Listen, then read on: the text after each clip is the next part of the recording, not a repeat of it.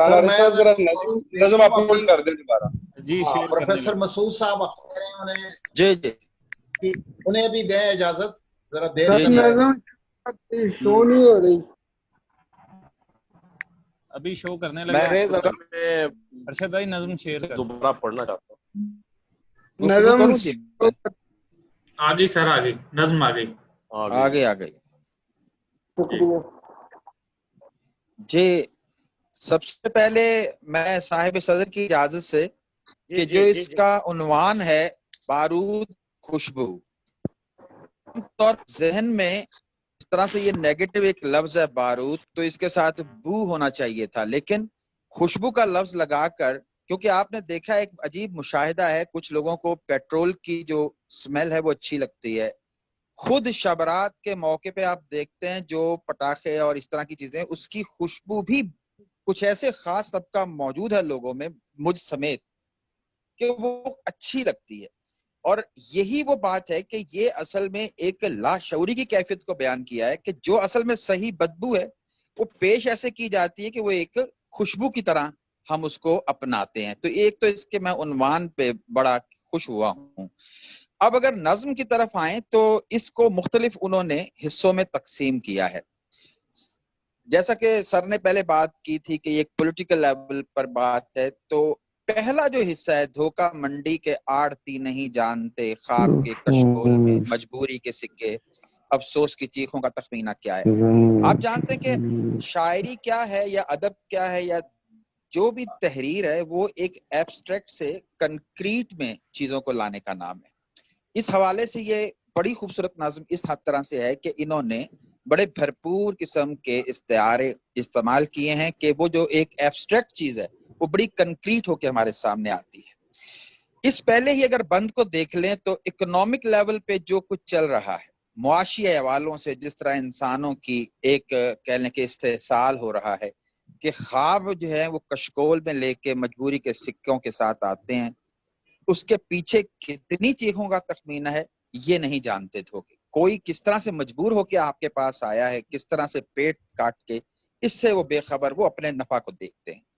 Political level पर भी ये पहला बंद जो है बड़ा खूबसूरती से फिट किया जा सकता है, चाहे वो नेशनल लेवल पर हो या इंटरनेशनल लेवल पर, कि वो भी IMF है तो वो नहीं जानता कि यहाँ पे मरने वाले लोग गुर्बत की किस सतह पे हैं, उनको अपने नफा और अपने सूद से गरज होती है। तीसरा लेवल, इसको सोशल लेवल भी लिया जा सकता है कि हम आम अपने रिश्तों में भी यूं ही करते हैं, आम लोग जो अपने फैमिलीज में भी यही इसी तरह का इस्तेसाल कर रहे होते हैं। और इसको अगर मैं और थोड़ा सा खींचूं, ये फेमिनिस्टिक लेवल पर जाता है ये बंद, कि किस तरह से एक, अगर इसको आप देखें कि खातून जो है किस तरह से सब्ज बाग दिखाकर उसको इस तरफ से उसको अपनी तरफ माइल किया जाता है, तो ये कोई फेमिनिस्टिक अगर अप्रोच रखता हो तो वो इसको उस तरफ भी ले जा सकता है।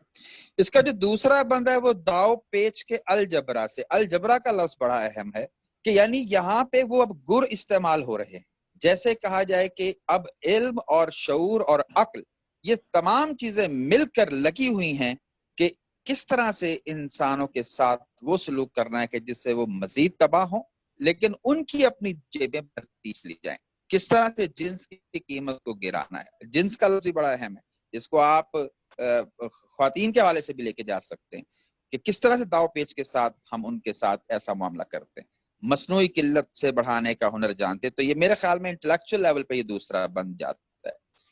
तीसरा जो इसका बंद है, उन्हें सरकार से, सरकार का लफ्ज जो है वो कोई भी बड़ा हो सकता है, वो हुकूमत भी हो सकती है, वो इस वक्त अमेरिका भी हो सकता है, कुछ लोग कुछ दो की भाषा में, यानी ये एक फिर पॉलिटिकली किस तरह से इंसानों को एक्सप्लॉइट किया जाता है, वही बात इसमें आ रही है। चौथे, मैं पहले इसकी तफहीम पे बात कर रहा हूँ, उसके बाद अगला जो बंद है हाय बेचारे अवाम। अच्छा, ये पूरी नज़म बड़ी अगर देखा जाए वसी कैनवस पे है। मेरी जाती राय के अवाम के लफ्ज ने इसको थोड़ा सा महदूद किया है। यहाँ पे हाय बेचारे लोग ही रहता तो इससे पूरी दुनिया के लोगों की तरफ हमारा जहन जाता, अवाम से वो सिमट के पाकिस्तान की तरफ रह जाती है ये चीज। میرا ایک اپنا خیال ہے. اچھا اس میں خوش فہمی کے سمندر کا نظارہ کرتے ہوئے ماضی کے اچھے دنوں کی یاد میں نوسٹیلجیا کے مندر میں، نوسٹیلجیا خود ماضی کی یاد میں گم رہنے کا نام ہے. تو اس لحاظ سے یہ جو ایک لائن ہے ماضی کے اچھے دنوں کی یاد میں، میرا خیال میں یہ اضافی ہے. صرف نوسٹیلجیا کے مندر میں لفظوں کی گھنٹیاں بجاتے رہتے ہیں تو یہ بھی کافی تھا. اچھا یہ چیز جو ہے یہ اب سائیکولوجیکل لیول بیان کر رہی ہے، نفسیاتی لیول بیان کر رہی ہے عوام کا، کہ جو فرائیڈ کے اگر نقطہ نظر سے دیکھیں تو ایک فراریت ہے، اسکیپزم ہے، جو ان کو مستقبل کی طرف نہیں لے کے جا رہا کہ وہ ایک اچھے مستقبل کو سوچیں. حالات اس طرح سے دگرگوں ہیں کہ وہ سب ماضی، ایک اچھا جو ماضی تھا وہ اسی کی ہی یاد میں کہ پہلے والے زیادہ اچھے تھے. جیسے آج ہی میں کوئی ایک کلپ دیکھ رہا تھا تو اس میں وہ کہہ رہے تھے جی وہ چور اچھے تھے اس ایماندار سے، کچھ ایسے آڈینس میں یہ بات تھی.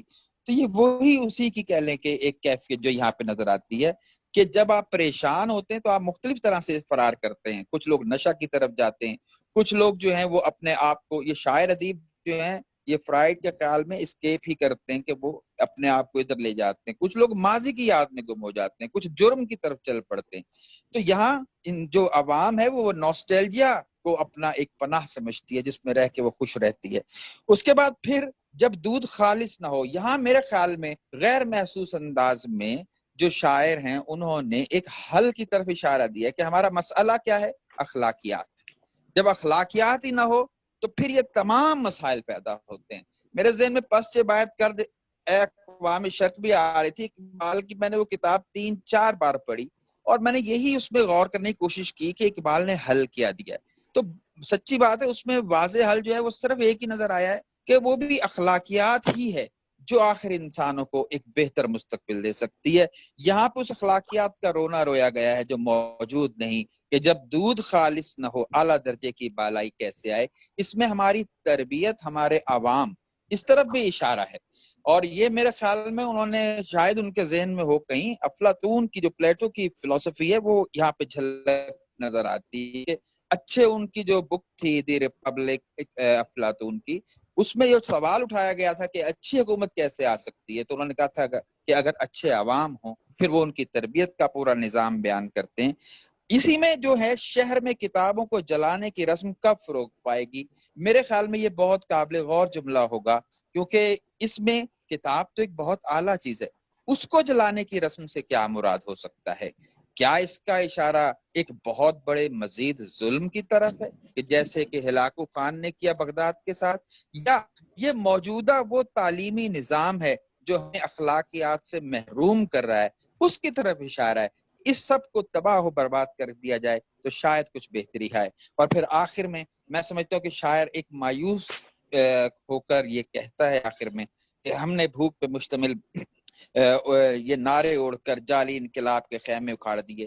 اس میں شاید وہ پی ٹی آئی کی حکومت کی طرف بھی اشارہ کر رہے ہوں یا ہر اس حکومت کی طرف جو یہ نعرے لے کے آتی ہے. اب ہمارے جسموں سے ملٹی نیشنل کمپنیوں کے بارود کی خوشبو آئے گی.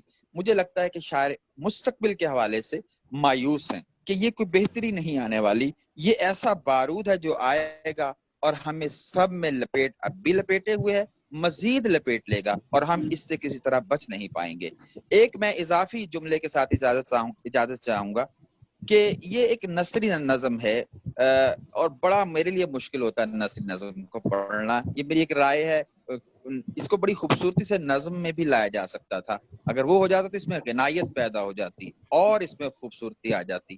یہ میری کچھ رائے تھی. بہت شکریہ.